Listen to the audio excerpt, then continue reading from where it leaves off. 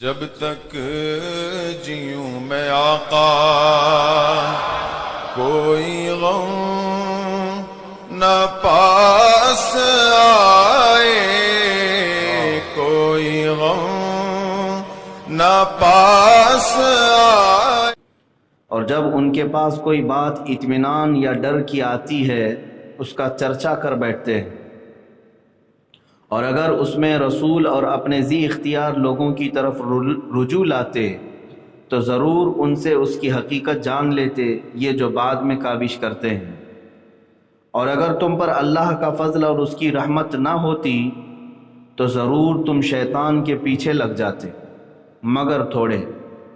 تو اے محبوب، اللہ کی راہ میں لڑو، تم تکلیف نہ دیے جاؤ گے مگر اپنے دم کی، اور مسلمانوں کو آمادہ کرو، قریب ہے کہ اللہ کافروں کی سختی روک دے، اور اللہ کی آنچ سب سے سخت تر ہے اور اس کا عذاب سب سے زبردست ہے۔ یہ دو آیات ہیں جو ابھی تلاوت ہوئی۔ اس سے قبل اللہ تبارک و تعالیٰ نے قرآن حکیم کے متعلق یوں فرمایا، افلا یتدبرون القرآن، قرآن میں غور و فکر کیوں نہیں کرتے؟ اور کیا قرآن اللہ رب العزت کی کتاب نہیں؟ اگر یہ اللہ کے علاوہ کسی دوسری کی کتاب ہوتی تو اس میں زبردست تم اختلاف دیکھتے، ایک آیت دوسرے آیت سے ٹکرا رہی ہوتی، یہاں کچھ اور معنی وہاں کچھ اور معنی ہوتا۔ یہ اللہ کی کتاب ہے جس کی ساری آیات پوری لا کر کے تم ٹکرا نہیں سکتے، یعنی معنی کے اعتبار سے کہیں پر بھی ایک دوسرے میں تضاد ٹکراؤ نہیں ملے گا پورے قرآن پاک میں۔ آج جو آیات بینات ہم نے تلاوت کی، اس میں اللہ تبارک و تعالی فتح اسلام کے متعلق ارشاد فرماتا ہے، یعنی مسلمانوں کی جب کبھی فتح ہوتی ہے یا کبھی انہیں شکست ہوتی ہے تو ہوتا یہ تھا کہ بعد میں آ کر کے لوگ چرچے کرتے، یعنی جیسے ایک جہاد میں بدر کے میدان میں مسلمان گئے اور فتح ہو کر کے لوٹے، اور پھر احد میں گئے تو نقصان اٹھا کر کے آئے۔ پہلی جنگ جو جنگ بدر تھی، اس میں بہت عظیم فتح اللہ نے عطا فرمائی، بہت عظیم فتح، جس میں صرف 14 صحابہ اکرام رضوان اللہ تعالی علیہم اجمعین شہید ہوئے، اور کافروں کے 70 لوگ مارے گئے اور 70 قیدی بن کے آئے، 140 لوگوں کا نقصان، جبکہ تعداد میں وہ 1000 سے زیادہ تھے اور یہ 313 تھے۔ تو اللہ تبارک و تعالیٰ کی ایک روشن نشانی تھی ان کے لیے کہ اللہ ان کی مدد میں ہے۔ لیکن دوسری جو جنگ احد ہوئی اس میں پلٹ گیا مسئلہ، 70 صحابہ کی جانیں گئی جنگ احد میں، اور کافروں کا نقصان اتنا نہیں ہوا جتنا مسلمانوں کا ہوا۔ اب یہاں پر جو آیت آئی ہے آج جو میں نے تلاوت کیا، اس میں ہوتا یہ ہے کہ فرمایا گیا کہ جو فتح کی بات ہے اسے بیان کرو گے تو مسلمانوں میں اور حوصلہ پیدا ہوگا، لیکن شکست کی بات کرو گے تو لوگوں کے دل ٹوٹ جائیں گے اور کافروں میں جو ہے حوصلہ پیدا ہوگا۔ تو یہی بات یہاں اللہ تعالیٰ فرماتا ہے وَإِذَا جَاءَهُمْ أَمْرٌ مِّنَ الْأَمْنِ أَوِ الْخَوْفِ أَذَاعُوا بِهِ، جب ان کے پاس کوئی اطمینان کی بات آئے، یعنی فتح کی بات آ جائے، اوِ الخوف یا شکست کی بات آئے، تو سب آ کر کے اس کے چرچے میں لگ جاتے ہو تم لوگ۔ اور اللہ تعالیٰ فرماتا ہے ان معاملات میں پہلے رسول کی طرف آؤ کہ حضور کیا فرمائیں۔ اگر تم رسول کی طرف رجوع کرو گے، میرے آقا صلی اللہ تعالیٰ علیہ وسلم جو فرمائیں، یعنی اللہ کے حبیب جو فرمائیں اس پر عمل کرو گے تو تمہارے لیے بہتری ہوگی۔ اب یہاں پر اکابر صحابہ جو صاحب رائے ہیں ان سے بھی فرمایا گیا کہ تم رجوع کرو۔ مفسرین نے فرمایا اس آیت میں دلیل ہے، اور یہ بھی معلوم ہوتا ہے کہ ایک علم تو وہ ہے جو بنص قرآن حاصل ہو، اور ایک علم وہ ہے جو قرآن و حدیث سے ملتا ہو۔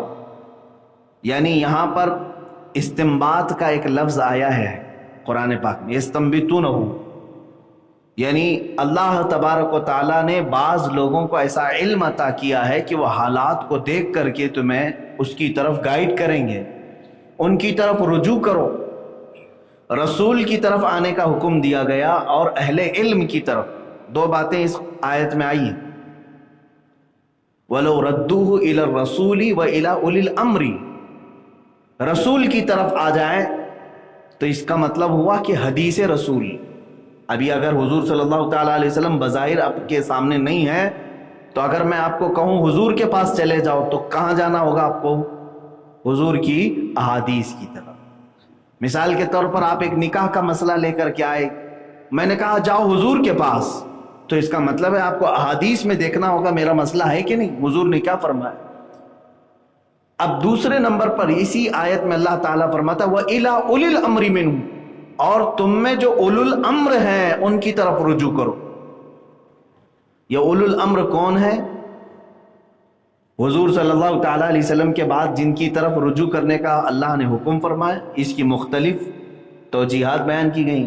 صحابہ کرام جو اس زمانے میں تھے ان میں جو علم والے، زیادہ علم والے صحابہ تھے، اللہ نے چھوٹی عمر کے صحابہ ان کو حکم دیا کہ تم بڑے صحابہ کے پاس جاؤ جن کے پاس علم زیادہ ہے، ان سے رجوع کرو.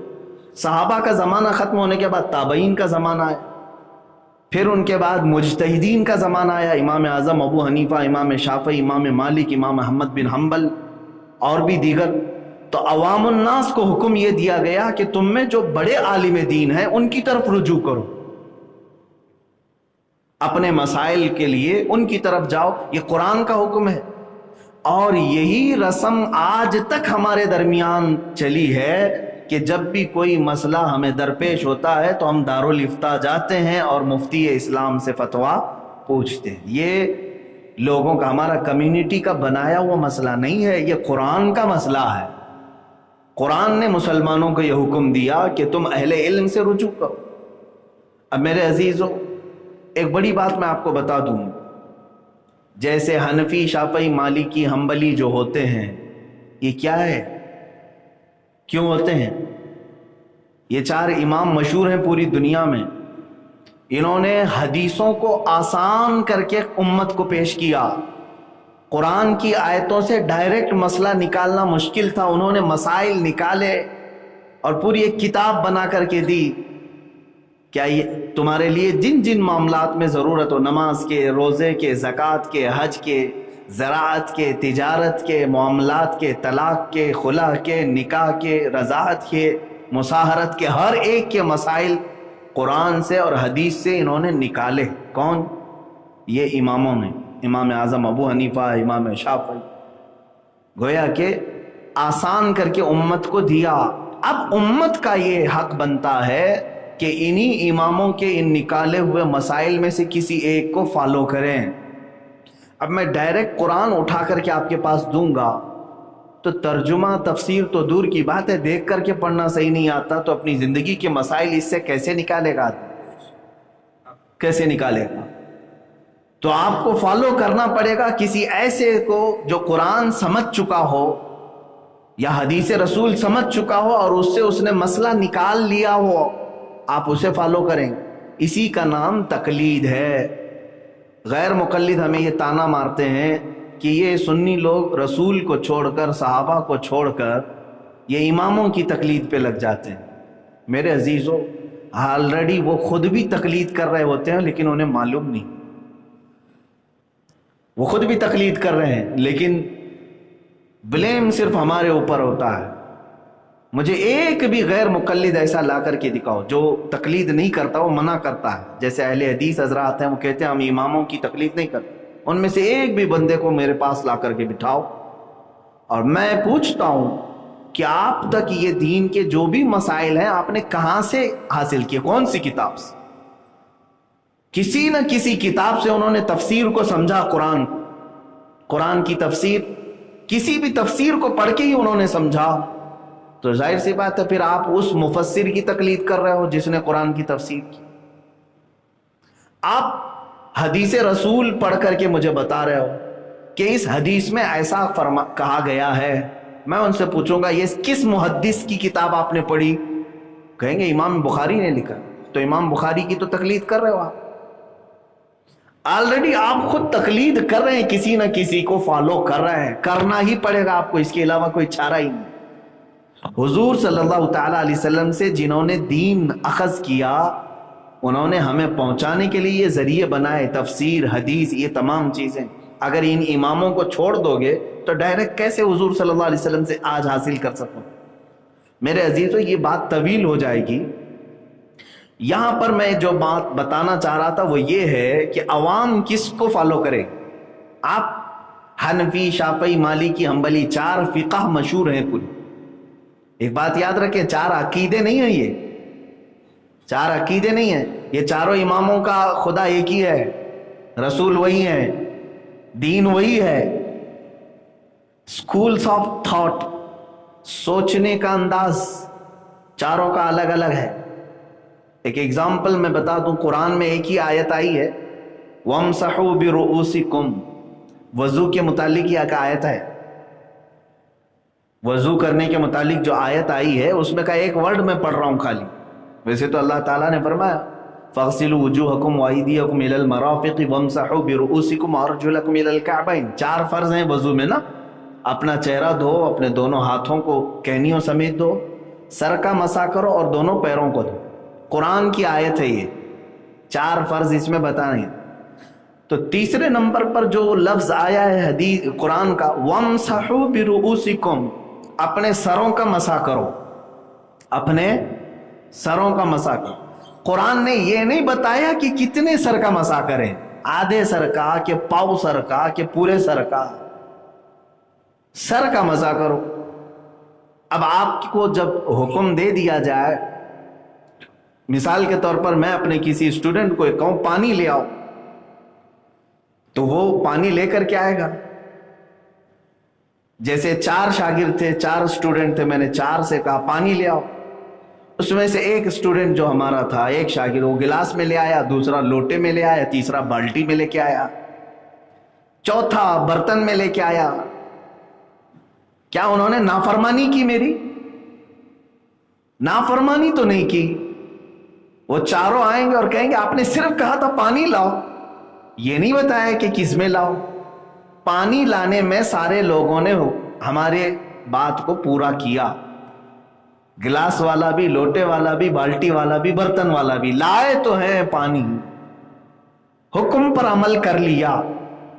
قرآن نے کہا سروں کا مسح کرو، لیکن یہ نہیں بتایا کتنے سر کا مسح کریں۔ تو امام شافعی رحمۃ اللہ تعالی علیہ نے اپنے ذہن سے یہ مسئلہ نکالا کہ سر جو ہے یہاں سے لے کر گردن تک، ادھر سے لے کے ادھر تک، اس میں سے 3 بال کو بھی اگر چھو لیا تو سر پر عمل ہو گیا۔ تو امام شافعی نے کہا اگر کسی نے اتنا سا ٹچ بھی کر دیا مسح میں تو اس کا مسح ہو گیا، قرآن پر عمل ہو گیا۔ اللہ نے فرمایا سر کا مسح کرو، ٹچ بھی کر۔ تو شافعی مذہب میں وضو کرنے کے وقت اگر کسی نے تھوڑا سا ٹچ کر دیا اتنا مسح میں تو اس کا مسح مکمل ہو گیا، کمپلیٹ۔ امام مالک نے کیا سوچا؟ انہوں نے دیکھا قرآن نے کہا سر کا مسح کرو، تو انہوں نے فرمایا سر جو ہے 2 بال 3 بال کو نہیں کہتے، یہ یہاں سے لے کر گردن تک، پھر یہاں سے لے کر یہاں تک جو پورا حصہ ہے، تو انہوں نے کہا پورے سر کا مسح کرنا پڑے گا۔ تو انہوں نے اپنی فقہ میں فرض کر دیا ایک بال بھی چھوٹنے نہ پائے، پورا سر مسح کرو۔ ان کے پورے سر کا مسح کرنا فرض ہے، اگر ایک بال بھی چھوٹ گیا تو مسح ہی نہیں ہوا ان کی۔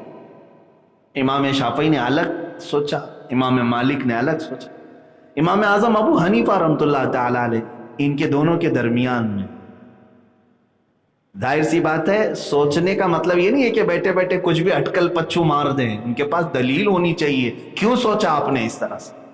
امام شافعی کے پاس اپنی دلیل ہے، امام مالک کے پاس اپنی دلیل ہے۔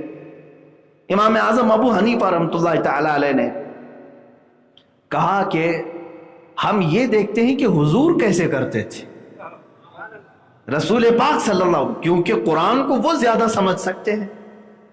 تو رسول کریم صلی اللہ تعالی علیہ وسلم کے متعلق حدیثیں جب پڑھی کہ آپ وضو میں مسح کیسے کرتے تھے، تو الگ الگ انداز ملے۔ حضور اکرم صلی اللہ تعالی علیہ وسلم کے مسح کرنے کے انداز الگ الگ ملے۔ کبھی حضور نے پورے سر کا بھی مسح کیا ہے، پورے سر کا مسح کیا ہے. لیکن کچھ حدیثیں ایسی ہیں, حضرت مغیرہ بن شعبہ رضی اللہ تعالیٰ عنہ کی حدیث ہے, کہتے ہیں میں نے حضور صلی اللہ علیہ وسلم کو دیکھا, ایک مرتبہ آپ نے استنجا فرمایا اور ایک کچرے کا ڈھیر تھا, اس کے قریب میں وضو کرنا تھا. حضور صلی اللہ تعالیٰ علیہ وسلم تشریف لائے, کھلی زمین تھی. حضرت مغیرہ بن شعبہ سے حدیث ہے, کہتے ہیں کہ پانی دیا گیا, حضور نے جیسا وضو تھا پورا کیا. مسح کا جو لفظ آیا ہے تو کہتے ہیں یہ جو پیشانی کی جتنی مقدار ہے, پیشانی کی جتنی مقدار ہے اتنی مقدار میں اپنے سر کا مسح کیا. یعنی امامہ شریف پہنے ہوئے تھے تو یہ 4 انگلیاں ہیں, امامہ کو پیچھے کر دیا اس طرح سے, تو 4 انگلیوں کا جو جتنا حصہ آتا ہے یہ پیشانی کی جتنی مقدار ہے اتنی مقدار سر کا مسح کیا. تو امام اعظم ابو حنیفہ نے دیکھا ہے کہ یہ کتنا ہوتا ہے سر کا 1/4 ہے. یہ کیا ہے, یہ پاؤ سر ہے. تو اسی لیے فقہ حنفی میں کہا گیا 1/4 سر کا مسح کرنا فرض ہے, 1/4 سر کا مسح کرنا فرض, کیونکہ حضور سے یہ بھی ثابت ہے. پورے سر کا اگر فرض امام اعظم کہتے کہ پورے سر کا ہے تو پھر حضور سے یہ 1/4 سر بھی ثابت ہے, تو کیا حضور فرض چھوڑیں گے کبھی؟ تو یہ سکولز آف تھاٹ جس کو کہتے ہیں, سوچنے کا انداز, دلیلوں کے انداز الگ الگ اماموں کے ہو گئے. یہ استنباط کرنے کے طریقے ہیں, قرآن سے اور حدیث سے مسئلے نکالنے کے طریقے ہیں. تو اب یہاں پر بات آئی, ایک امام شافعی وہ کہہ رہے 3 بال کو چھو لے تو مسح ہو گیا. انہوں نے بھی قرآن پر عمل کیا کہ نہیں؟ اللہ نے تو صرف اتنا فرمایا نا, سروں کا مسح کا. امام مالک کہہ رہے ہیں پورے سر کا مسح کرو, وہ بھی قرآن پر عمل کیے کہ نہیں؟ تیسرے امام اعظم ابو حنیفہ ہیں, وہ کہہ رہے ہیں کہ 1/4 سر کا مسح کرو, وہ بھی قرآن پر عمل کر رہے ہیں کہ نہیں کر رہے ہیں؟ جیسے میں نے اپنے اسٹوڈنٹس کی مثال دی, 4 لوگ پانی لے کر کے آئے, میں نے خالی کہا پانی لاؤ, کوئی گلاس میں لایا, کوئی بالٹی میں لایا, کوئی لوٹے میں لایا, کوئی برتن میں لایا, لیکن سب لائے کہ نہیں لائے؟ حکم پر عمل ہو گیا. اسی طرح میرے عزیزو قرآن کی مطلق آیت پر یہ 4 اماموں کا عمل ہو گیا. رہ جاتے امام احمد بن حنبل, ان کا مسئلہ امام شافعی سے زیادہ ملتا جلتا ہی ہے, اس لیے زیادہ الگ سے بیان نہیں ہوتا. تو اب یہ تو مجتہدین کی بات ہوئی, یہ قرآن سے اور حدیث سے کیسے مسئلے نکالتے. ایک ایگزامپل میں نے یہ دے دیا, اور بھی کئی مسائل ہیں, ایسے کئی مسائل ہیں. ان اماموں کے مسائل نکالنے کا طریقہ, اب آپ کس کو فالو کریں گے؟ اب بات یہاں آتی, جو مجھے بتانا تھا وہ یہ, آپ کس کو فالو کریں گے؟ جیسے آج بعض غیر مقلد 4 اماموں کو پڑھتے ہیں اور اس کے بعد کہتے ہیں جو آسان لگے, جو طبیعت میں آئے اس کو عمل کرتے چلے جانا. یعنی کبھی ان پر, کبھی ان پر, کبھی ان پر, 4 فقہ میں کبھی اس کا لے لیا, کبھی اس کا لے لیا. یہ مکس کھچڑی, اور یہ نظام درہم برہم ہو جائے گا اگر اس طرح سے آپ لیتے رہیں. اس کی ایک ایگزامپل میں بتا دیتا ہوں, اس کی ایک اور ایک ایگزامپل. ظہر کا وقت کب تک چلتا ہے, اس میں بھی اختلاف. ظہر کا وقت کب تک چلتا ہے؟ آپ گھڑی دیکھتے ہوں گے, اب کے زمانے میں ہمارے بچوں کو اور سب کو گھڑی ہی بتانا پڑے گا. ٹائم بتائیے آپ فکس, شریعت میں فکس ٹائم نہیں بتائے گا. یہاں ہو سکتا ہے ظہر کا ٹائم جو ہے 2 بجے سے لے کر 4 بجے تک چل رہا, ہو سکتا ہے کسی اور ملک میں 2 بجے 4 بجے دن ہی نہ نکلا ہو. تو گھڑیوں پر جو ہے ٹائم ٹیبل نہیں رکھے گئے, سورج پر رکھا گیا. سورج اور چاند سے اوقات معلوم پڑتے ہیں. ظہر کا وقت جو ہے اس کو انداز کیسے کریں گے آپ کہ کب تک باقی ہے؟ یہ ایک سدا بہار فارمولا ہے. گھڑی بند بھی ہو گئی تمہاری, دن نکلا ہوا ہے تو آپ معلوم کر سکتے. کھلے میدان میں آئے, ایک لکڑی آپ نے زمین پر گاڑ دی, اس طرح سے زمین پر ایک لکڑی گاڑ دی. ایک 4 انچ کی یا 6 انچ کی ایک چھوٹی سی لکڑی آپ نے لی, جتنے بھی آپ کی مرضی. اس کا سایہ پڑتا ہے کہ نہیں پڑتا ہے؟ جیسے ہی آپ کھلے میدان میں سورج جب چمک رہا ہو, لکڑی گاڑیں گے تو اس کا سایہ پڑے گا. یہ دوپہر کے بعد کی بات. اب دیکھیں سایہ جو ہے کتنا پڑ رہا ہے, اب وہ آپ کو ناپنا پڑے گا.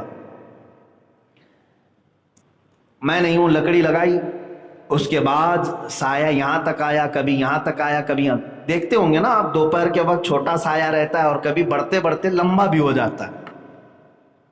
آپ پریکٹیکلی اس کو دیکھ سکتے ہیں. آپ نے یہ لکڑی لگا کر کے سائے کو دیکھا اور وہاں نشان لگا دیا. اب اس لکڑی کو نکال کر کے ناپ کے دیکھیں کہ اس لکڑی کے کتنے گنا زیادہ یہ سایہ ہوا ہے. ایک سایہ اس کا اصلی سایہ ہے، یعنی 6 انچ کی لکڑی ہے تو 6 انچ کا سایہ اس کا اوریجنل سایہ. اس کے آگے جو بڑھا وہ دگنا سے گنا کہتے ہیں، یعنی ڈبل ٹریبل ہو گیا. تو اب اس کے اصلی سائے کو چھوڑ کر کے 2 سائے اور بن گئے، یعنی 6 انچ کی لکڑی کا سایہ 18 انچ کا بن گیا. بات سمجھ میں آ گئی نا؟ 6 انچ کی لکڑی کا سایہ 3 ہو گیا نا، 6 اور اس کے بعد 6 12 اور اس کے بعد 6. اب جہاں یہ 18 انچ کی کا سایہ ہو گیا ہے تو سمجھ لیں کہ یہ عصر کا وقت شروع ہو چکا ہے، ظہر ختم ہو گئی. یہ امام اعظم ابو حنیفہ کے نزدیک، یہ امام اعظم ابو حنیفہ، یہ فقہ ہے. میں یہ اگزامپل کیوں دے رہا ہوں آپ کو سمجھاتا ہوں. امام شافعی رحمۃ اللہ تعالی علیہ کے نزدیک انہوں نے مسئلہ اخذ کیا کہ سایہ اس لکڑی کا صرف ڈبل ہو جائے، صرف ڈبل ہو جائے، یعنی ایک کو چھوڑ کر کے دوسرا بھی آ گیا، جس کا مطلب کتنا ہوا؟ 12 انچ ہو گیا. 6 انچ کی اس لکڑی کا سایہ کتنا ہو گیا؟ 12 انچ ہو گیا. تو وہ کہتے ہیں کہ نہیں، یہاں ظہر ختم ہو گئی، عصر شروع ہو گئی. اسی لیے آپ دیکھتے ہوں گے کہ شافعی لوگوں کی عصر جلدی شروع ہوتی، جلدی شروع ہوئی، کیونکہ یہ جو اختلافی وقت ہے، اب اس کو ٹائم ٹیبل میں لے کر کے آپ جائیں گے. فار ایگزامپل شروع تو ہوا تھا 1 بجے ٹائم، فار ایگزامپل ظہر کا. اب ختم کے متعلق شروع ہونے میں کسی کا اختلاف نہیں، کتنے بجے شروع ہو رہا ہے؟ سورج ڈھل جانے کے بعد وقت شروع ہو جاتا ہے، زوال کے بعد. اب ختم کہاں ہو رہا ہے، اس پر 2 اماموں کا اختلاف، اور وہ بھی ایک ہی حدیث ہے. حضور اکرم صلی اللہ تعالی علیہ وسلم کی حدیث سے ثابت ہے. حضور صلی اللہ تعالی علیہ وسلم کی 2 حدیثیں ملتی کہ جبرائیل امین آئے، جبرائیل امین علیہ السلام آئے ایک دن، 5 وقت کی نمازیں انہوں نے حضور صلی اللہ تعالی علیہ وسلم کے ساتھ پڑھی اول وقت میں. اول وقت کا مطلب جب نماز کا وقت شروع ہو رہا ہے. دوسرے دن وہ آئے حضور صلی اللہ علیہ وسلم کے ساتھ 5 وقت کی نمازیں پڑھے، ہر نماز کے لاسٹ ٹائم پر. تو یہ بتانا تھا کہ ہر نماز کا ٹائم کب سے شروع ہو کر کب ختم ہوتا ہے. یہ 2 حدیثیں. تو اس حدیث میں جو ظہر کا لاسٹ ٹائم بتایا گیا ہے، ظہر کا لاسٹ ٹائم بتایا گیا ہے، اس میں ورڈ یہ آیا ہے کہ ہر چیز کا سایہ ڈبل ہو جائے، 2 گنا ہو جائے، ہر چیز کا سایہ 2 گنا بڑھ جائے. تو یہ ایک ہی لفظ آیا حدیث میں. تو امام شافعی نے کہا لکڑی کا ڈائریکٹ 2 ہو جائے. امام اعظم ابو حنیفہ نے کہا نہیں، لکڑی کا اوریجنل سایہ چھوڑ کے ڈبل ہو جائے. یہ اسکولز آف تھاٹ، سمجھنے کا انداز الگ الگ. اب اس میں فرق کیا پڑا؟ میں نے لکڑی گاڑ کر کے دیکھا 4 بجے، یعنی 3:30 بجے، آج کے دن کے حساب سے 3:30 بجے 12 انچ ہو جا رہا ہے. تو اس کا مطلب امام شافعی کے نزدیک عصر شروع ہو گئی کتنے بجے؟ 3:30 بجے، یعنی ظہر ختم ہو گئی. لیکن 4 بجے تک 18 انچ کا ہو رہا ہے. ایک ایگزامپل، 4:15 بجے کے بعد 18 انچ. تو 4:15 بجے، پونا گھنٹہ اور گزارنے کے بعد امام اعظم کے ہاں عصر شروع ہوئی. اب مجھے بتاؤ، یہ 3:30 سے لے کر 4:15 کا جو ٹائم ہے یہ اختلافی ٹائم ہو گیا. امام شافعی کے نزدیک وہ عصر کا ٹائم ہے، اور امام اعظم ابو حنیفہ کے نزدیک ابھی وہ ظہر ہی چل رہی ہے. بات سمجھ میں آ رہی؟ اب اگر کوئی بندہ یہ کہے میں دونوں اماموں کو فالو کرتا ہوں، میں دونوں اماموں کو فالو کرتا ہوں، تو وہ کیا کرے گا معلوم ہے؟ 3:30 بجے کے بعد آئے گا، ظہر پڑھ لے گا امام اعظم کے نزدیک. ابھی ظہر چل رہی ہے نا، 4:15 بجے تک ظہر چلے گی. تو امام اعظم کے فقہ پر وہ ظہر پڑے گا 3:30 کے بعد، 3:35 3:40 پہ ظہر پڑے گا. اور پھر فوراً کھڑے ہو کر کے اثر بھی شروع کر دے گا کہ نہیں امام شافعی کا وصر کا وقت شروع ہو چکا ہے، تو وہ اپنی طبیعت کو اس میں داخل کرے گا۔ اس لیے میرے عزیزو، عوام الناس کس کو فالو کریں؟ کس کو فالو کریں؟ آپ کون سے امام کی تقلید کریں؟ یہی مسئلہ میں بتانا چاہ رہا تھا۔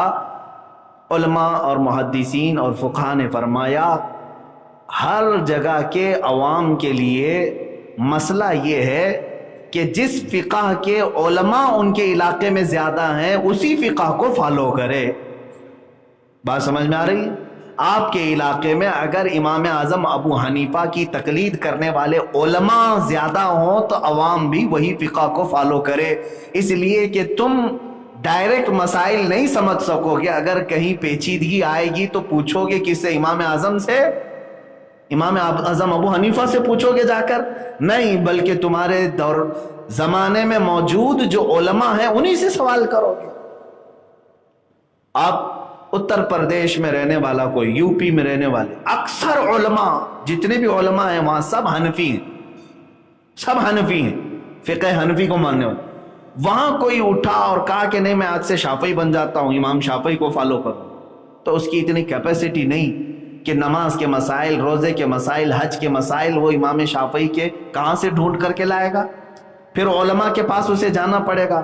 تو وہاں جو موجود علماء ہیں وہ فقہ حنفی کے علماء ہیں، تو اسے ایسے فقہ کو فالو کرنا ہوگا جو اس کے علاقے میں، اس کے زمانے میں جس فقہ کے علماء زیادہ ہیں۔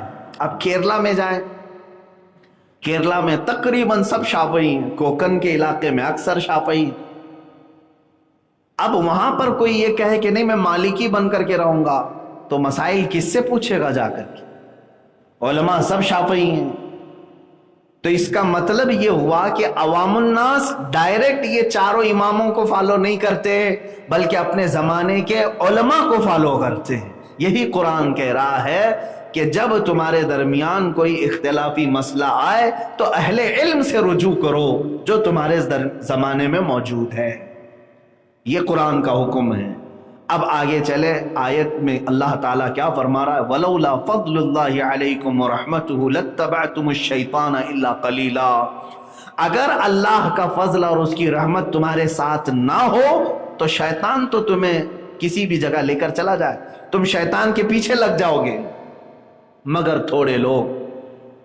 اس آیت سے یہ بات سمجھ میں آتی ہے میرے عزیزو، سلطان الاولیاء سیدنا عبد القادر جیلانی رحمہ اللہ تعالیٰ ایک بار نماز ادا کر رہے ہیں کھلے میدان میں، آسمان کا ایک ٹکڑا جو ہے ان کے اوپر سایہ بن گیا، چھاؤں ان پر ہے، باقی آس پاس سب دھوپ ہے۔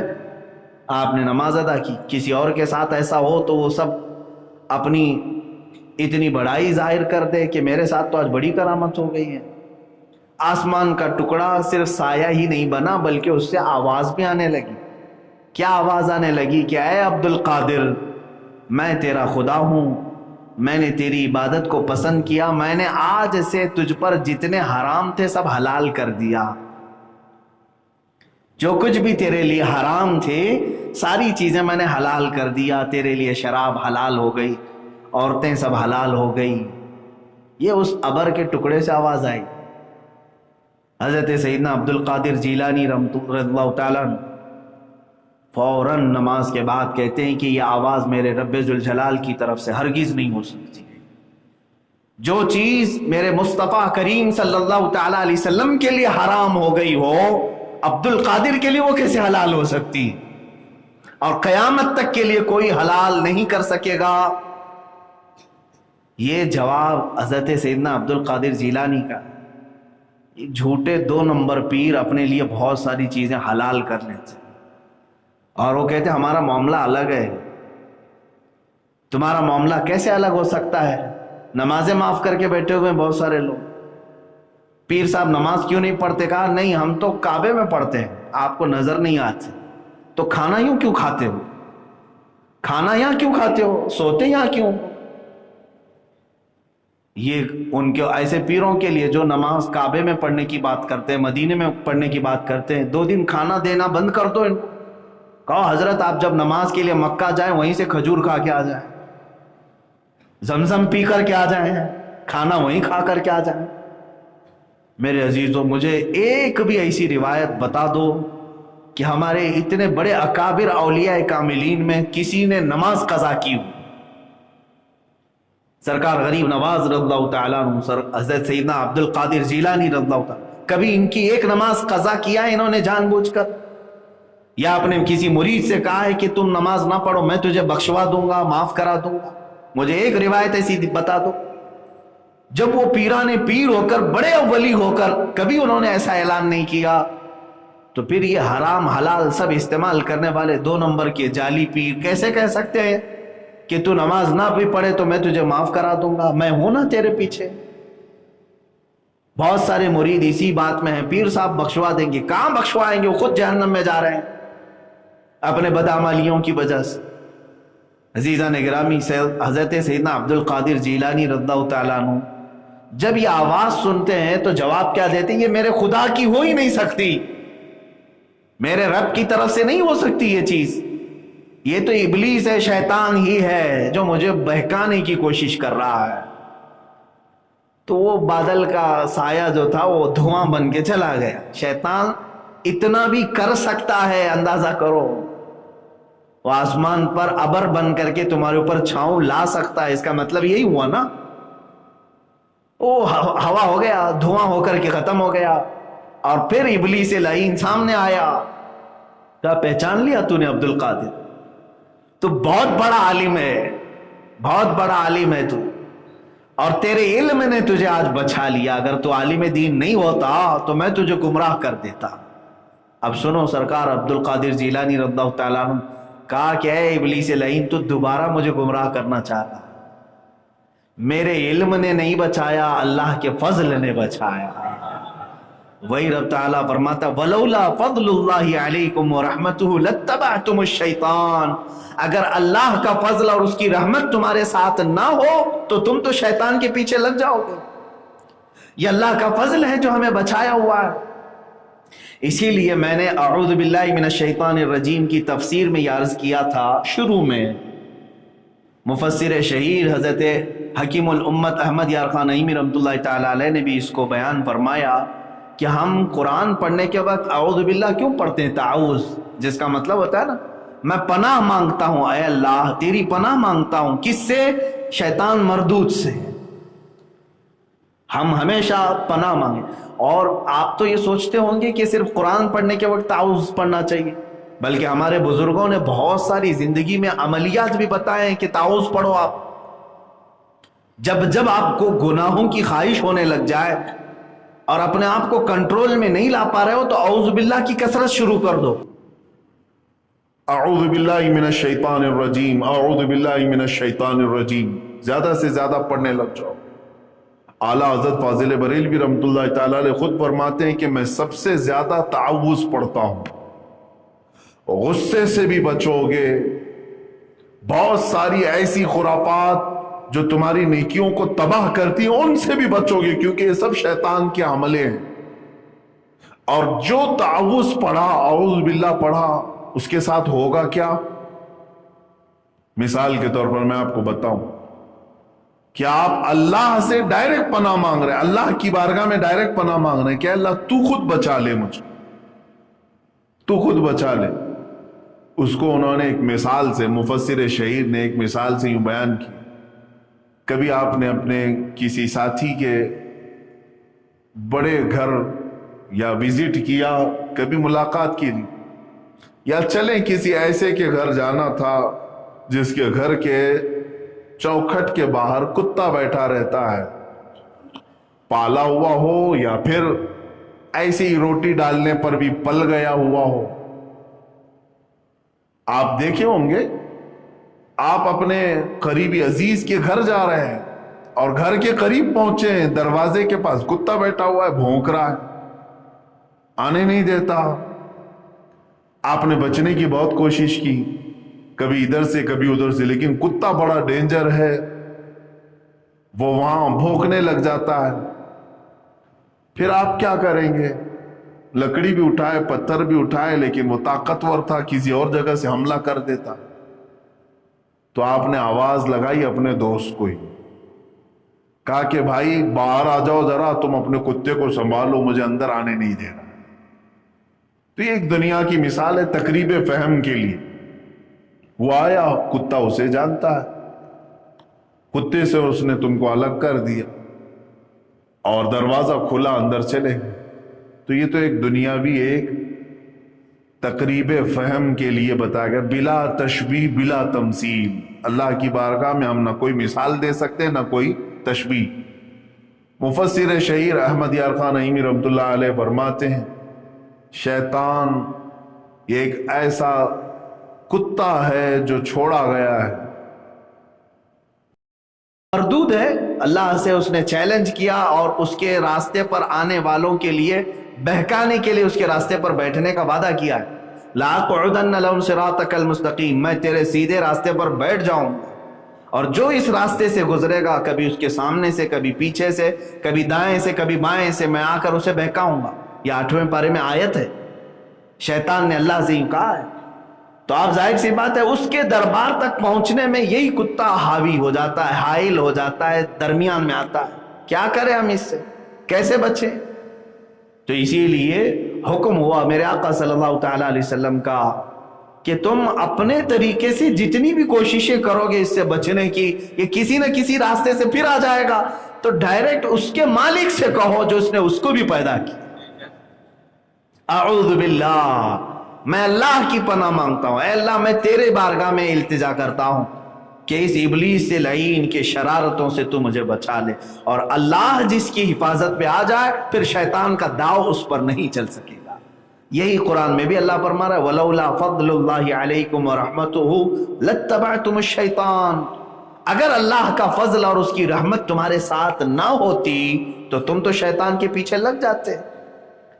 اے میرے عزیزو، یہاں پر یہ فخر کی بھی بات ہے، گرو کی بات ہے کہ آج تم اسلام میں ہو اور اہل سنت و جماعت میں ہو، اللہ نے اپنی اور اپنے حبیب اور محبوبوں کی محبت تمہارے سینے میں رکھا۔ یہ اللہ کا فضل اور اس کی رحمت نہیں ہے تو اور کیا؟ اللہ تعالیٰ نے تمہارے ساتھ فضل کا معاملہ کیا، تمہارے ساتھ رحمت کا معاملہ کیا، ورنہ تم بھی شیطان کے پیچھے لگے رہتے۔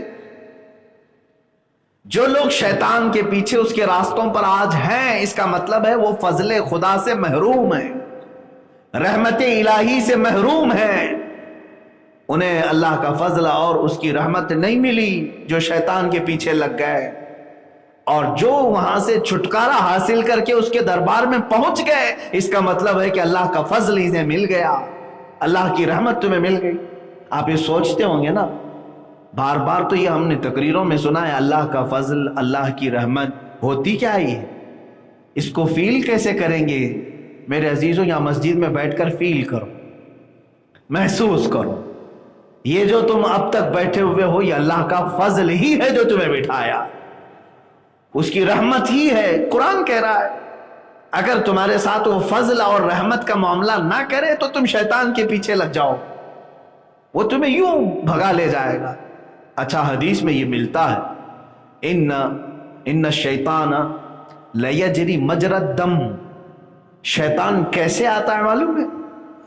تمہارے جسم میں اتنی تیز دوڑتا ہے جیسے خون دوڑتا ہے، خون کی بھی رفتار اتنی نہیں ہوگی جتنا شیطان تمہارے جسم میں ہلچل کرتا ہے۔ اب نماز کے لیے آپ آتے ہیں تب بھی تمہارے درمیان آتا ہے، یہاں تک بھی کوشش کرتا ہے بہکانے۔ اور جیسے ہم کو ناف پہ ہاتھ باندھنے کا حکم ہے نا، اللہ اکبر کہہ کے ہم ناف پہ ہاتھ باندھ لیتے ہیں نا، دونوں رکعت باندھتے ہیں۔ اس کی حکمت میں بعض علماء نے یہ لکھا ہے کہ شیطان ناف کے راستے سے اندر داخل ہو کر کے اس کے دل میں وسوسے پیدا کرتا ہے۔ تم اپنی ناف پر ہاتھ رکھ لو، اللہ اکبر، تحریمہ کا ہاتھ، تاکہ اس کی شرارتیں تمہارے جسم کے اندر نہ جائیں۔ یہ ایک تعویل ہے، علماء اکرام نے اس کی بیان فرمائے، واللہ ورنہ ہاتھ ہم کیوں باندھتے ہیں کیوں نہیں، اس کی حکمت جاننا ہمارے لیے ضروری نہیں، میرے نبی نے کیا بس یہ کافی ہے۔ بعض علماء نے حکمتیں بیان کی۔ دوسری بات، صفوں کو پر کرنے کا حکم دیا گیا، سوشل ڈسٹینس والے آج اس کو سن سکتے ہیں۔ اللہ کے نبی صلی اللہ تعالیٰ علیہ وسلم جب نماز کے لیے کھڑے ہوتے، حیرت کی بات ہے آج میرے آقا کے فرامین کو پیچھے ڈال دیا گیا۔ ارے کورونا کی امامت چل رہی ہے، کورونا کی جماعت چل رہی ہے، میرے نبی کی امامت اور میرے نبی کی جماعت کہاں ہے؟ پھر بھی اللہ کا فضل ہے جو ہم بچے ہوئے ہیں۔ سوشل ڈسٹینس کے نام پر ایک اس طرح کا، یہ دنگائی لوگ ہیں، یہ اپنے مطلب کے۔ میں آج یہ کورونا کو صرف اتنا ہی سمجھ رہا ہوں، یہ ہفتہ وصولی والے جس طرح گنڈوں کے پاس ایک کوئی چیز ہوتی تھی، ویسے ہی ان کے پاس، گورنمنٹ کے پاس ایک کورونا نام کی چیز آ گئی ہے۔ بس فرق کچھ بھی نہیں، یہ لیگل گنڈے ہیں، وہ انلیگل گنڈے ہوتے تھے۔ بس یہی، جہاں تمہیں ٹارگٹ کرنا ہو، کورونا ہے، یہ کراؤڈ الاؤڈ نہیں ہے۔ باقی چاہے تم 50,000 کی ریلی کر لو، الیکشن کر لو، سب چلے گا۔ تو یہ وہی ہفتہ وصولی والا جو سسٹم ہوتا تھا، یا پھر یوں سمجھ لیں کہ کچھ لوگ تمہارے گھروں کو اگر ختم کرنا چاہیں تو تمہیں انلیگل بتا بھی سکتے ہیں۔ ایک بار پولیس پکڑ لے تو تمہاری گاڑی میں لائسنس سے لے کر اس کے ٹائر، اس کے پیٹرول، اس کے دھواں، پالیوشن، سب چیزوں کو دکھانا جتنا دکھاتے جاؤ کچھ نہ کچھ ملتا جاتا ہے۔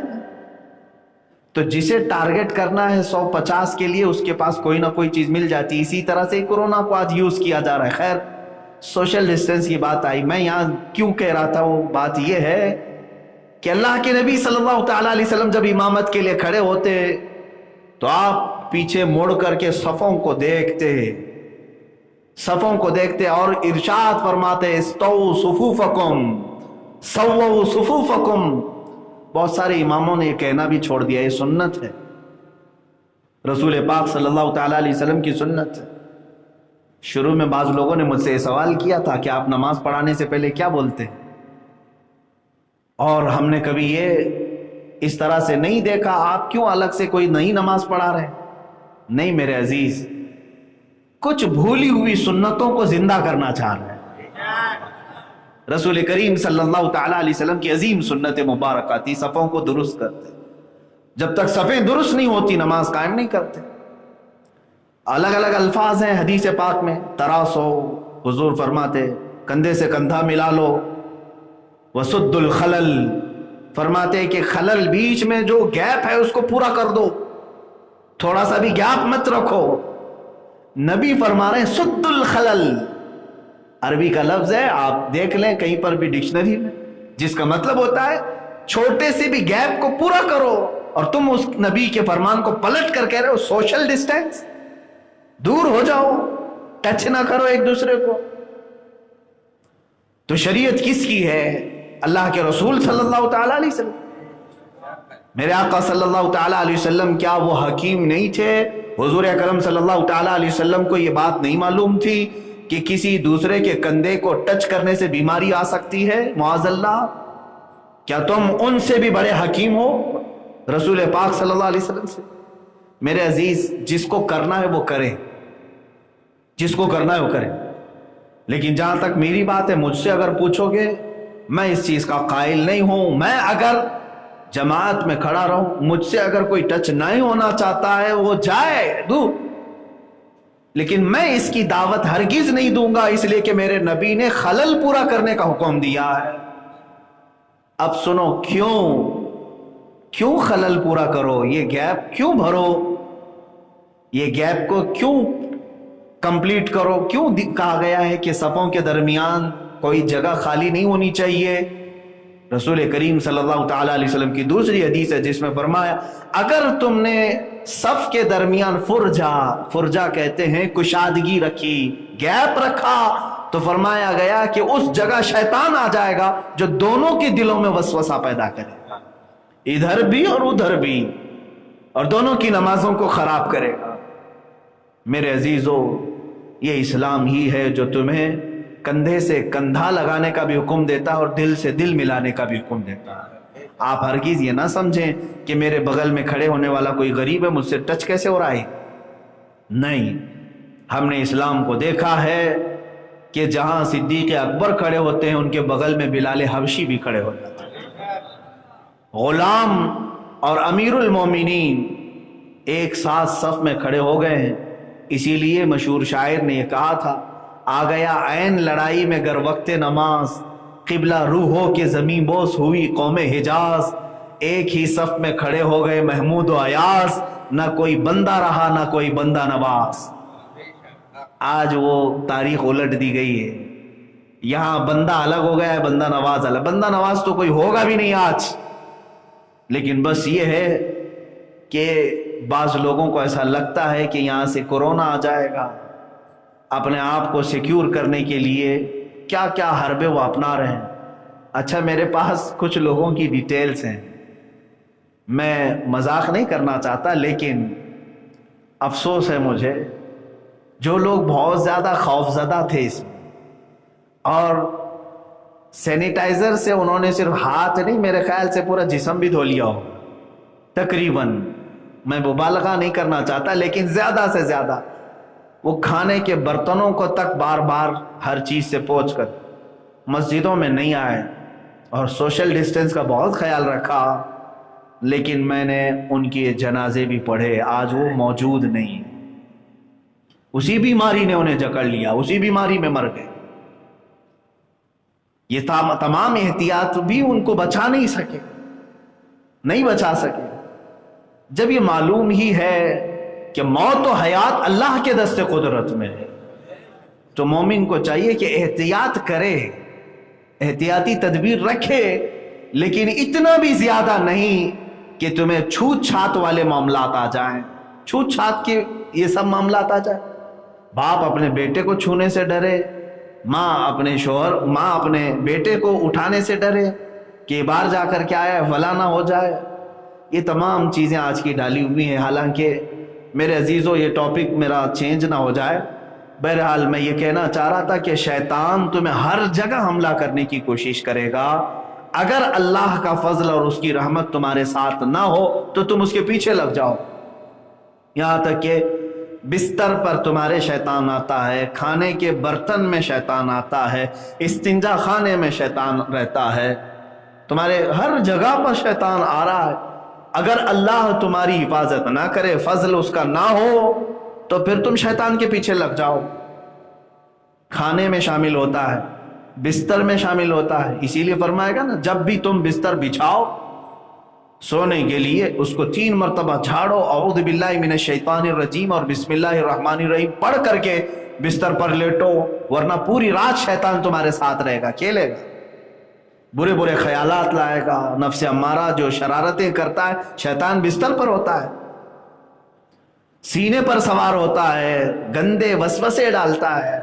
اور اسی لیے دیکھیں آپ بیت الخلاء میں ٹوائلٹ میں جانے کے وقت بھی آپ کو کیا سکھایا گیا؟ اللہم انی اعوذ بک من الخبث والخبائث. یہ شیطانی ہے، خبث اور خبائث. اے اللہ میں تیری پناہ مانگتا ہوں خبیث شیطانوں سے، مرد ہوں یا عورتیں، دونوں قسم کی وہاں پر ہوتی ہیں. عورت جا رہی ہے تو اسے مرد شیطان بہکاتا ہے، مرد اندر جا رہا ہے تو اسے خبیثائیں، عورت جو شیطان ہے اس کی شرمگاہ سے کھیلتے ہیں. ایک صحابی رسول کا تو اس بات میں انتقال ہو گیا ہے، انتقال ہو گیا. تبھی تو میرے آقا صلی اللہ علیہ وسلم نے تعلیم دی کہ جو بھی جائے بیت الخلاء میں ٹوائلٹ میں پڑھ کر کے جائے. شیطان کہاں نہیں چھوڑے گا تمہیں، ہر جگہ. اسی لیے حکم یہ بھی ہے کہ جب تم کھانا کا لقمہ اٹھاؤ تو بسم اللہ پڑھ لو، ورنہ تمہارے لقمے کے ساتھ شیطان اندر ہوگا، وہ تمہارے کھانے کا جو نور ہے، جو رزق کی برکت ہے، وہ چھین لے گا. اور اگر بھول بھی گئے شروع میں بسم اللہ، تب بھی میرے آقا نے فرمایا جس وقت یاد آئے، آخری لقمہ بھی تمہارا اگر بچہ ہو تو بسم اللہ پڑھ لو. بسم اللہ فی اولی و آخری پڑھ لینا. یہ بسم اللہ بتائے گا، بسم اللہ فی اولی و آخری. تو حضور صلی اللہ علیہ وسلم نے فرمایا جو شروع سے وہ شامل تھا وہ سب الٹ دے گا، وہ سب الٹ دے گا، اس کو نفع کچھ نہیں ہوگا تمہارے کھانے سے. تو تمہیں تو بچایا ہے اللہ کے نبی صلی اللہ علیہ وسلم نے ہر جگہ پر. تو اس سے اندازہ کرو کہ شیطان سے تمہاری جنگ کہاں کہاں ہے. اگر اللہ کا فضل تمہارے ساتھ نہ ہو تو پھر شیطان کے پیچھے لگ جاتے. اب بھی ہمارے بہت سارے لوگوں کے ساتھ یہ معاملات ہو گئے ہیں کہ شیطان ان پر غالب آ جاتا ہے. اسی وجہ سے وہ دربار الہی کو چھوڑ کر اس کی پیروکاری میں لگ جاتے ہیں۔ ابلیس لعین انہیں اذان سے دور لے کر کے چلا گیا۔ بعض لوگوں کو ہم نے دیکھا ہے کہ رات بھر جاگتے رہے، اذان کی آواز قریب آئی کہ سونے کے لیے چلے گئے، کیونکہ یہ شیطان بھاگتا ہے اذان کی آواز سن کر، وہ اپنے ساتھ لے گیا۔ ایسا جو اذان کو منہ پھیر کر کے جو بھاگ رہے ہیں، جا رہے ہیں، تو وہ یہ بات بھی یاد رکھ لیں کہ وہ اللہ کے فضل سے محروم ہو گئے۔ اللہ کا اگر فضل ان کے ساتھ ہوتا تو اس کے ساتھ نہ جاتے بلکہ اللہ کے گھر آتے۔ اس کا دوسرا ایک رخ یہ بھی یاد رکھ لیں، اللہ کا فضل ان کے ساتھ نہیں ہے اور اللہ کی رحمت سے وہ محروم ہیں، اس کی وجہ سے دور ہو گئے۔ اور یہ بھی دیکھنے کو ملا بہت دور سے کچھ لوگ آ گئے اور قریب میں رہنے والے اندر نہیں آ سکے، قریب میں رہنے والے نہیں آ سکے۔ مسجد کی دیوار سے ٹیک لگا کر کے بیٹھا ہوا آدمی اندر داخل نہیں ہو سکا، اس لیے کہ اللہ کی رحمت سے وہ محروم، اللہ نے اسے اپنی رحمت سے دور رکھا ہے۔ یہ قرآن کی آیت میں پڑھ رہا ہوں۔ اور کچھ بہت دور سے چل کر کے آیا، اس لیے کہ اللہ کا فضل اس کے ساتھ تھا جو اسے یہاں تک پہنچایا۔ عزیزان گرامی، اسی لیے مسجد میں آنے کے وقت، مسجد میں جانے کے وقت بھی یہی سوال کرنے کا حکم دیا گیا نا۔ جب مسجد سے باہر جاتے ہیں تو آپ اللہ سے کیا سوال کرتے ہیں؟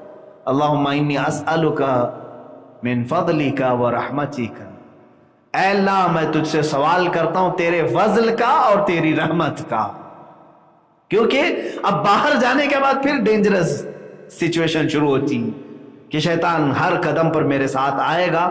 یہی دو چیزوں کا ذکر اس آیت میں بھی آیا ہے، اللہ کا فضل اور اس کی رحمت۔ اگر تمہارے ساتھ نہ ہو تو تم شیطان کے پیچھے پیچھے چلو گے۔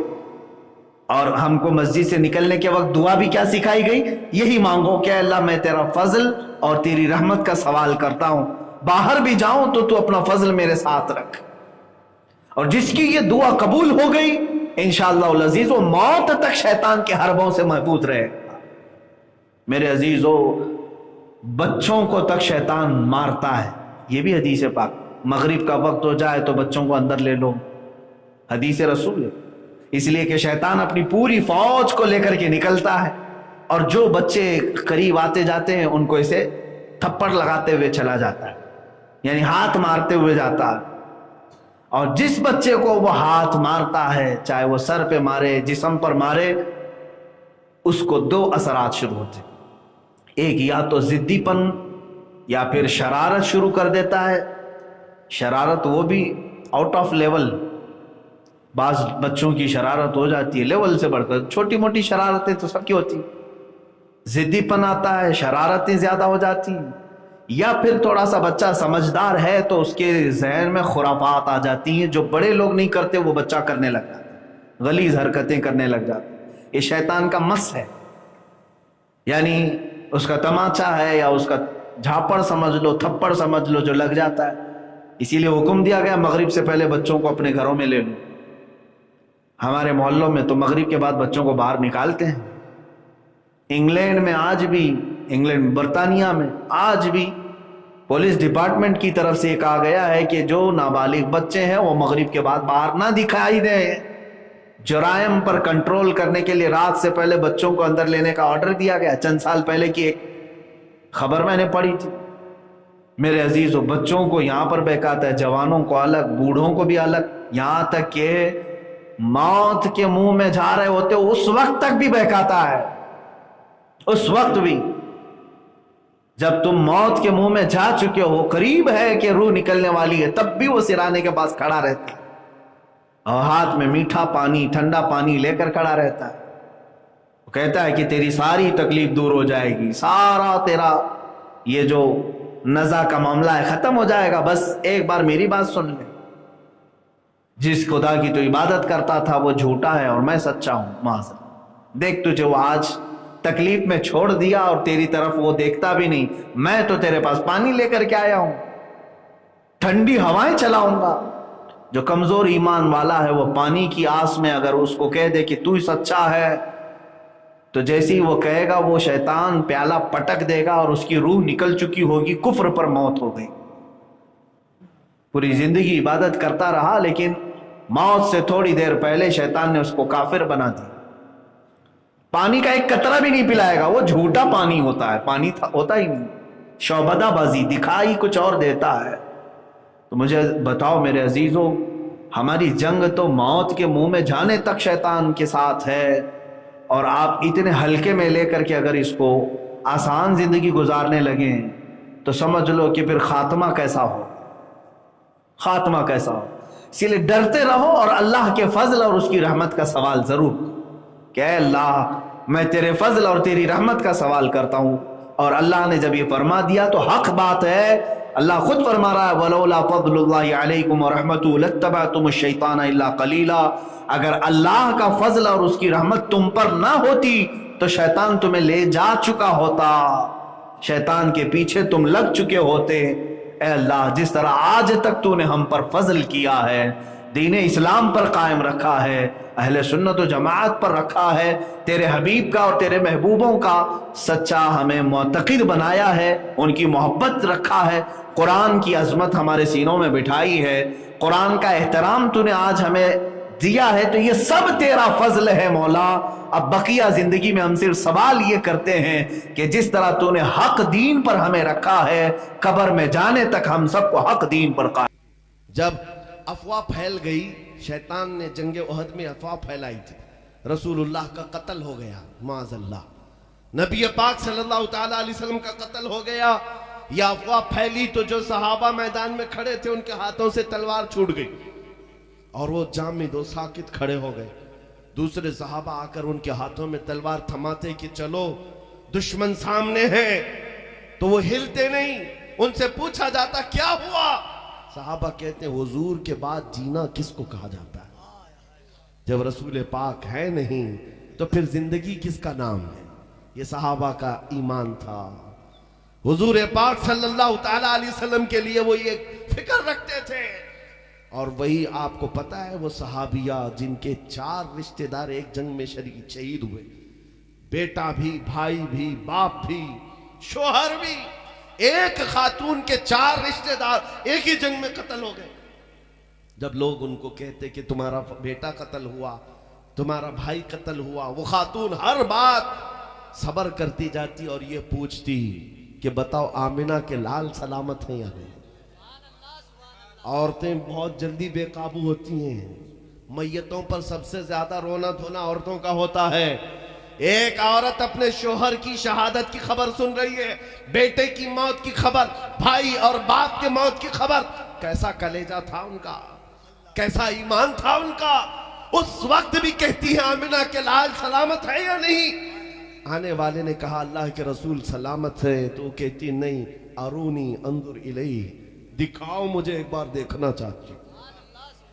اتنے پر نہیں کہ خبر دے دیا، رشتہ دار شہید ہو گئے، وہ بعد میں دیکھا جائے گا، پہلے مجھے بتاؤ اللہ کے نبی سلامت ہیں تو دکھاؤ۔ اس خاتون کو قریب لایا گیا، رسول پاک کے جلوے جہاں آرا کو دیکھا، آنچل کو پھیلایا اور کہا یا رسول اللہ کل مصیبت بعدک جلل، اے اللہ کے رسول اگر آپ ہیں تو ہر مصیبت چھوٹی ہے، ہر مصیبت چھوٹی ہے۔ یہ صحابہ کا ایمان تھا، کیوں؟ ان کو پتا تھا کہ آمنہ کا لال سلامت تو پوری کائنات سلامت ہے۔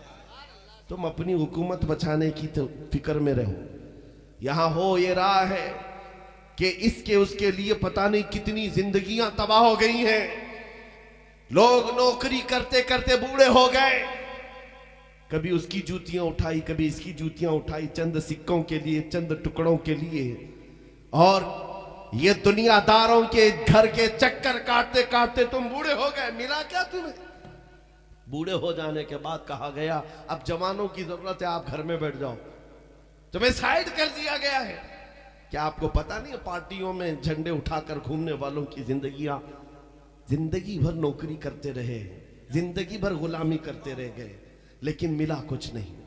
جاؤ ابھی تاریخ ڈھونڈ کر کے دیکھو، بہت پہلے کی بات نہیں، ابھی کرنٹ اسی زمانے میں آپ دیکھ لینا کتنوں کو ریٹائرمنٹ میں رکھا گیا ہے، ان کا کوئی اب وجود کمانے نہیں رکھتا۔ وہ اپنے دور میں ابھی 10 سال پہلے حکومت کیے ہوئے لوگ ہیں، لیکن اخبار کے کونے میں بھی ان کا نام نہیں آتا۔ کیوں؟ دنیا داروں کی جوتیاں اٹھاتے اٹھاتے تم بوڑھے ہو جاؤ، کوئی عزت نہیں ملنے والی، یہ وقتی حکومت ہے۔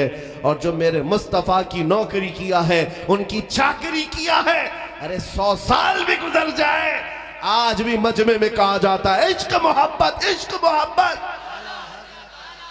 یہ جان ہے، یہ جان ہے، جس نے نبی پاک کے دربار کی نوکری کی وہ مرتا نہیں ہے، اور گردنوں پر نہیں روحوں پر حکومت کرتا، روحوں پر حکومت کرتا۔ تکبیر، نعرہ رسالت، دونوں ہاتھوں کو اٹھا کر نعرہ رسالت۔ عشق کی محبت، عشق کی محبت، عشق کی محبت، عشق کی محبت، بستی بستی کریا کریا، نعرہ تکبیر، نعرہ رسالت۔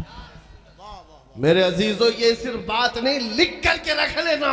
اگر آپ کو ایسا لگتا ہے کہ یہ بریلی کے قریب والے لوگ ہیں، بریلی کی بات کرتے ہیں، لکھ کر کے وصیت کر کے چلے جانا، بچوں کو بھی بتا کر، بیٹا ہمارے بعد 100 سال کے بعد بھی زمانہ آئے تو دیکھنا، مولانا نے کہا تھا ان کا بریلی والوں کا نام تمہارے زمانے میں باقی رہے گا یا نہیں؟ تمہارے بچے 100 سال کے بعد بھی کہیں گے اعلیٰ حضرت، اعلیٰ حضرت۔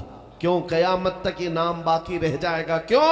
اس لیے نہیں کہ اس اعلیٰ حضرت نے اپنے خاندان کے قصیدے پڑھے تھے یا اپنے باپ داداؤں کی تعریف لوگوں کے سامنے کی تھی، نہیں، اس لیے ان کو زندہ رکھا جائے گا کہ انہوں نے اس دربار کی نوکری کی تھی جس کی جہاں میں چلتی ہے، جہاں میں ان کی بات کرو ہر دل پہ راج کرو، ان کی بات کرو ہر دل پہ راج کرو۔ جو حضور کی بات کرتا ہے اسے فراموش نہیں کیا جاتا، اسے بھلایا نہیں جاتا۔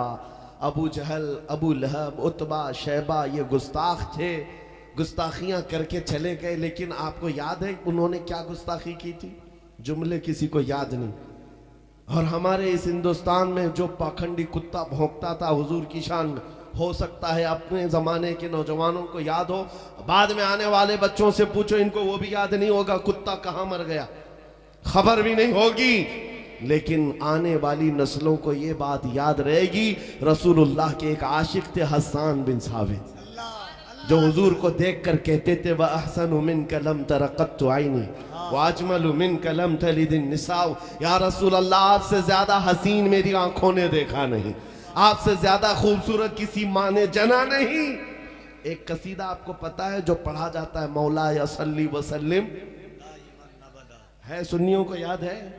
مولا یا صلی وسلم دائما ابدا علی حبیبک خیر الخلق۔ یہ معلوم ہے دیہات میں رہنے والے، گاؤں میں رہنے والے، لیکن پتہ ہے عربی آتی کسی کو نہیں ہے، سمجھ میں آتی کسی کو نہیں ہے، لیکن عشق کی ایک ہی بولی ہوتی ہے۔ زبان کا کیا لینا دینا؟ اس عاشق صادق شرف الدین بوسیری نے رسول اللہ کی شان میں 700 سال پہلے یہ قصیدہ لکھا تھا، لیکن قصیدہ ابھی بھی پرانا نہیں ہوا، پرانا نہیں ہوا، اب بھی چلتا ہے۔ اور یہ تمہارے گانے ہیں جو 1 سال کے بعد پرانے ہو جاتے ہیں، ہاں تمہارے ڈائیلاگز ہیں جو 6 مہینے کے بعد ختم ہو جاتے ہیں۔ نئے فلم کی ضرورت، نئے گانے کی ضرورت۔ اور حضور کی شان میں جس نے مدح سرائی کی ہے، 700 سال بھی گزر جائیں وہ پرانا نہیں ہوتا، اس لیے کہ جہاں میں ان کی، ہاں یہ آج تمہاری وقتی طور پر کہیں چل رہی ہوگی جس کی وجہ سے تمہاری تعریف بھی چل پڑتی ہے، لیکن ہر زمانہ میرے رسول کا ہے، ہر دور میرے نبی کا ہے، اور ہر زمانے میں اسلام سب کے لیے بنایا گیا ہے۔ عزیزان گرامی وقار، جب یہ عقیدہ ہو گیا ہے، اب آؤ آگے کی بات میں کرتا ہوں۔ اتنی بات سب کے لیے پکی ہے، جہاں میں ان کی، اتنی بات پکی ہے، دل سے کہہ رہے ہو آپ جہاں میں ان کی، اور جس کی چلتی ہے اس کے دربار میں آنا چاہیے یا ہرے غیرے نتھو کھیرے کے پاس جانا چاہیے؟ جس کی چلتی ہے اس کے ہاں آنا ہے۔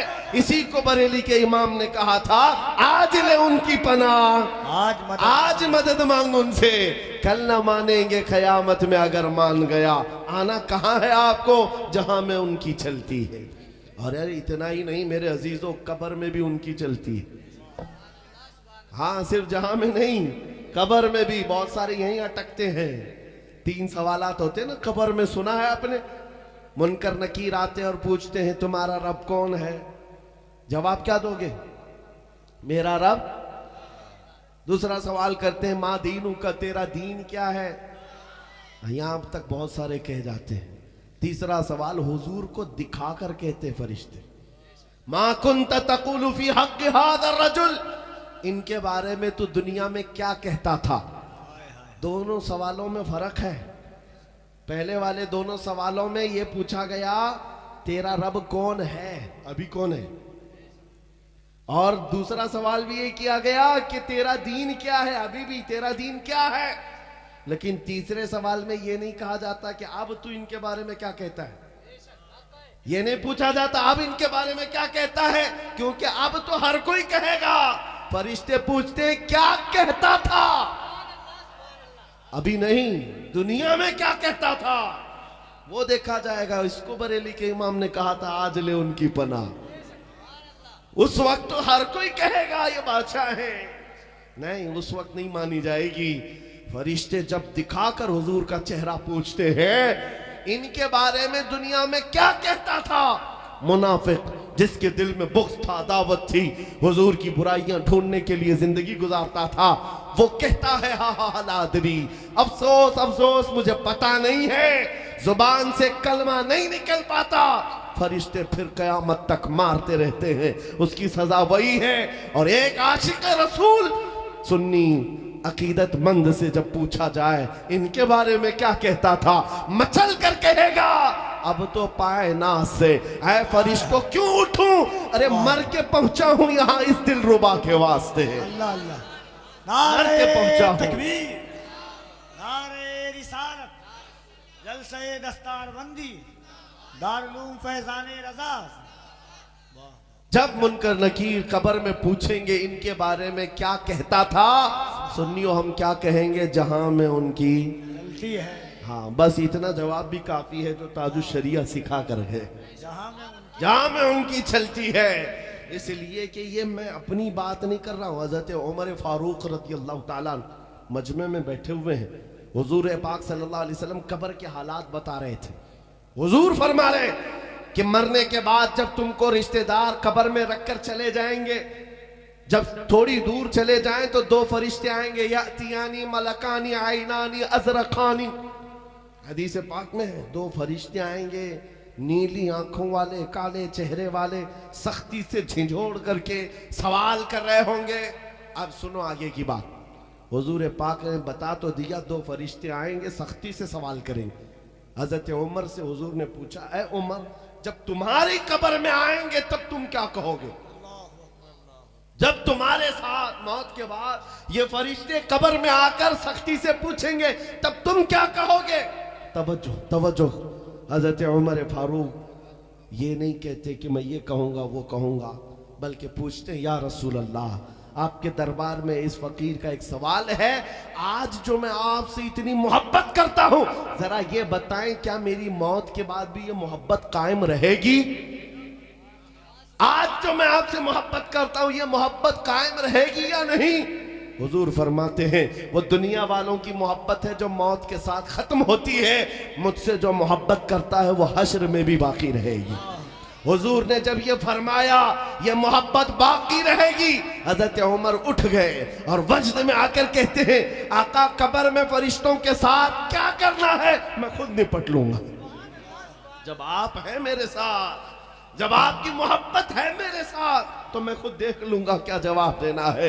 ये वो चीज है जिसको इकबाल ने कहा था, दो आलम से करती है बेगाना दिल को, अजब चीज है लज्जत आशनाई, अजब चीज है लज्जत आशनाई। ये गाजी ये तेरे पुरअसरार बंदे जिन्हें तूने बख्शा है ज़ौक़े खुदाई, दो नीम उनकी ठोकर पे दरिया वो सहरा, सिमट कर पहाड़ उनकी हैबत से राई, तो आलम से करती है बेगाना दिल को। क्या इकबाल कहता है, दुनिया भर के डर और खौफ से दिल को बेगाना करती है, मुझे किसी बात का डर नहीं, किसी बात का खौफ नहीं। ये बेखौफ बंदा कब होता है? इकबाल कहता अजब चीज है लज्जत आशनाई, जो हुजूर का हो जाता है उसे फिर किसी की परवाह नहीं होती, डर नहीं। अब मैं आपको बताता हूं, कब्र में आने वाले नकीरैन से डरता नहीं है आशिक रसूल। क्यों? अकीदा ये है जहां में उनकी, जब हम उनके हैं جب ہم ان کے ہیں تو پھر ظاہر سی بات ہے بے خوف ہو کر جینا ہے، بے خوف ہو کر جینا ہے۔ حضرت خالد بن ولید رضی اللہ تعالیٰ عنہ نے بھی یہ ایمان دیا تھا۔ رومی فوجیوں سے لڑنے کے لیے گئے تھے، بہت بڑا لشکر تھا، 1,00,000 فوجی خالد بن ولید کے سامنے کھڑے تھے، اور حضرت خالد بن ولید کے ساتھ جو صحابہ تھے، نوجوان تھے۔ سنو، رومیوں کے بادشاہ نے ٹونٹ مار کر کہا تھا، تانا دے کر کہا تھا، ارے یہ مدینے سے نکل کر کے آئے ہوئے صحرا نشین جن کے پیروں میں چپل نہیں، کپڑوں پہ پیوند لگے ہیں، ایک کھجور کی گھٹلی پر دن گزارتے ہیں، یہ روم کے اس دبدبے والے فوج سے لڑیں گے، طاقتور فوج سے لڑیں گے؟ تب خالد بن ولید نے کیا کہا تھا جانتے ہو؟ کہا تھا رومی بادشاہ کو یہ میرا پیغام سنا دو، تمہاری فوج جتنا شراب سے محبت کرتی ہے اس سے کئی درجے زیادہ ہم موت سے محبت کرتے ہیں۔ یہ وہ فوج آئی ہے رسول اللہ کی، تم شراب سے اتنی محبت نہیں کرتے ہوں گے جتنی ہم موت سے محبت کرتے ہیں۔ یہ کیوں؟ اس لیے کہ ان کو پتا ہے موت سے محبت کرنے والی ایک ہی قوم ہے، وہ نبی کے دیوانوں کی ہے۔ کیوں؟ ان کے لیے موت حادثہ نہیں، یہ تحفہ ہے، ادھر آنکھیں بند ہوں گی، ادھر مصطفیٰ کی زیارت ہوگی۔ یہ میرے عزیزوں جس کا یہ ماننا ہے کہ حضور پاک صلی اللہ علیہ وسلم کی چلتی ہے، پھر وہ بے خوف ہو کر جیتا ہے، نڈر ہو کر جیتا ہے۔ آج کئی طرح کے خوف تمہارے اوپر ڈالے گئے ہیں، کئی طرح کے خوف۔ اے سنیو، میں بار بار گرج کر کے یہ کہہ جاتا ہوں، کچھ لوگوں کو برا لگتا ہے تو لگے، ہم بھی اسی بات کے انتظار میں ہیں۔ کچھ لوگوں نے ہم سے کہا تھا جیل میں ڈال دیے جاؤ گے اور بہت سخت معاملات ہو جائیں گے۔ میں تو کہتا ہوں ہم اسی انتظار میں تو ہیں، حضور پاک کے نام پر۔ میں تو یہ بھی کہتا ہوں جو ماررہ متحرہ کے عظیم بزرگ علامہ نظمی مارروی رحمت اللہ علیہ نے فرمایا تھا، عشق گر جرم ہے تو پھانسی کی سزا دو مجھ کو۔ ہائے ہائے ہائے ہائے، عشق گر جرم ہے، پھانسی کی یہ سزا دنیاوی عشق کی بات نہیں کر رہا ہوں، ہاں آمنہ کے لال کی عشق کی بات کر رہا ہوں۔ عشق گر جرم ہے، پھانسی کی سزا دو مجھ کو، در محبوب پہ لیکن یہ سزا دی جائے۔ ہائے ہائے، خواہش اتنی ہے کہ در محبوب پہ لیکن یہ سزا دی۔ سزا دی جائے۔ عزیزان گرامی وقار، بے خوف ہو کر کے اپنی بقیہ زندگی گزارو۔ جتنا جینا ہے اللہ نے مقدر کر رکھا ہے، مرنا ہے اگر تو مچھر اور چونٹی سے بھی مر جاؤ گے، اور اگر اللہ نے موت نہیں رکھی ہے مودی اور یوگی سے بھی نہیں مرو گے، نہیں مرو گے، کیونکہ وہ موت کے فرشتے نہیں ہیں۔ موت و حیات اللہ کے دست قدرت میں ہے، رب تبارک و تعالیٰ کے دست قدرت میں ہے۔ کس نے تمہیں موت سے ڈرا رکھا ہے؟ کس نے تمہیں اس دنیا کے خوف سے جینے پر مجبور کیا ہے؟ بات صرف اتنی ہے کہ ان کے جو ہم غلام تھے، خلق کے پیشوا رہے، ان سے پھرے جہاں پھرا پھرائی کمی وقار میں۔ آج جو اس طرح کے جینے پر مجبور ہوئے، ایک ہی بات ہے، حضور کی طرف آ جاؤ، ان کی حکومت ہے میاں، دنیا میں بھی ہے اور آخرت کا معاملہ۔ میں نے تو قبر کا سنایا، آخرت کی بات پتہ ہے آپ کو؟ آپ کو معلوم ہے، حدیثیں سنتے ہیں، علماء سے بیان سنتے ہیں، پوری مخلوق سب سے پہلے کہاں جائے گی؟ آدم علیہ السلام کے پاس، یہ پتہ ہے نا سب کو۔ اور شفاعت کس سے ہونا ہے؟ حضور سے ہی ہے، یہ بھی سب کو پتہ ہے۔ ایک بار نہیں 40 بار سن چکے ہوں گے حدیثوں کو کہ قیامت کے دن پوری مخلوق آدم علیہ السلام کے پاس جائے گی، سفارش کریں گے کہ ہماری شفاعت کر دیں، وہ منع کر دیں گے، کہیں گے کسی اور کے پاس جاؤ۔ یہ حضرت نوح علیہ السلام کے پاس جائیں گے، وہاں سے ابراہیم علیہ السلام، وہاں سے اسماعیل علیہ السلام، وہاں سے موسیٰ علیہ السلام، وہاں سے عیسیٰ علیہ السلام، سارے نبیوں کے پاس۔ بے خبری سے یہ خلق پھرتی رہے گی، مخلوق کو پھرایا گیا۔ میں آپ سے پوچھتا ہوں، جب سب حدیثیں سن چکے ہو، اخیر میں کہاں پہنچو گے؟ حضور کے پاس۔ اور حضور پاک کیا فرمائیں گے؟ انا لہا، میں اسی کے لیے تو بیٹھا ہوں۔ جب آپ کو یہ پتہ ہے تو ڈائریکٹ کیوں نہیں چلے جاتے؟ سب سن کر کے مرے ہیں یہاں دنیا میں، پھر قیامت کے دن ڈائریکٹ کیوں نہیں چلے جاتے؟ میرے عزیزو اتنا آسان نہیں ہے، میموری پاور ختم ہو چکا ہوگا۔ قیامت کے دن منظر ایسا ہوگا کہ دنیا میں کیا کیا سنے ہو یاد نہیں، تمہیں پھرایا جائے گا، پہلے آدم علیہ السلام سے لے کر عیسیٰ علیہ السلام تک، لیکن یہ بھی کیوں پھرایا گیا؟ اعلیٰ حضرت کی سنو، کہتے ہیں خلیل و نجی مسیح و صفی سبھی سے کہیں نہ بنی، خلیل و نجی مسیح و صفی سبھی سے کہیں نہ بنی، یہ بے خبری کی خلق پھری کہاں سے کہاں تمہارے لیے، کہاں سے کہاں تمہارے لیے۔ حضور پاک صلی اللہ تعالیٰ علیہ وسلم کے دربار میں اخیر میں لایا گیا ہے اس بات کے لیے، صرف اس بات کے لیے، فقط اتنا سبب ہے انعقاد بزم محشر کا کہ ان کی شان محبوبی دکھائی جانے والی ہے۔ قیامت کے دن بھی یہ دکھانا مقصود ہے، جہاں میں ان کی حضور کی شفاعت کے بعد ہی آگے کے معاملات طے ہوں گے، حضور کی سفارش کے بعد ہی میدان قیامت میں حساب و کتاب ہوگا۔ جب یہاں پر بھی وہی ہے، قبر میں بھی وہی حالات ہیں، حشر میں بھی وہی حالات ہیں، تو پھر ادھر ادھر کیوں منہ مارتے پھر رہے ہیں؟ اس کے چکر میں کیوں پڑے ہو؟ آج نوجوانوں کو دیکھتا ہوں، حیرت ہوتی ہے، یہ مجرے کرنے والے، ٹک ٹاک پر آنے والے بالی ووڈ اور ہالی ووڈ کے ان نخرے باز لوگوں کے فین ہو جاتے ہیں اور کہتے ہیں کہ میں اس کا فین، میں اس کا فین، کوئی کرکٹر کا، کوئی بالی ووڈ کے ایکٹر کا، نہ جانے ان کے پیچھے کتنے لوگوں نے زندگیاں لگا رکھی ہیں۔ ان سے میں کہتا ہوں جس کے تم فین ہو، ایک چٹھی لکھ کر کے ان کے نام پر چلے جانا مرنے سے پہلے کہ صاحب میں زندگی بھر آپ سے محبت کرتا تھا، آپ کا فین تھا، آپ کو فالو کرتا تھا، آپ کی طرح بال رکھتا تھا، آپ کی طرح کپڑے پہنتا تھا، آپ کی طرح بات چیت کرتا تھا، بہت محبت کرتا تھا، لیکن مر رہا ہوں، مرنے سے پہلے میری ایک ہی ریکویسٹ ہے، جب قبر میں فرشتے سختی کے ساتھ سوال کریں تو ذرا آ کر کے آپ بچا لینا، ذرا آپ آ جانا قبر میں اور بچا لینا۔ کون سا ایکٹر آئے گا، کون سا کرکٹر آئے گا، تمہارا ضمیر خود کہے گا یہ کون سے مذاق کی بات ہے مولانا۔ اگر میں آپ کو کہہ رہا ہوں، آپ یہ کہیں گے کیا وہ آ سکتے ہیں ہماری قبر میں؟ پھر میں کہتا ہوں اتنا بیوقوف کیوں بنتا ہے؟ جب وہ آ نہیں سکتے تو دل کیوں دے بیٹھا ہے؟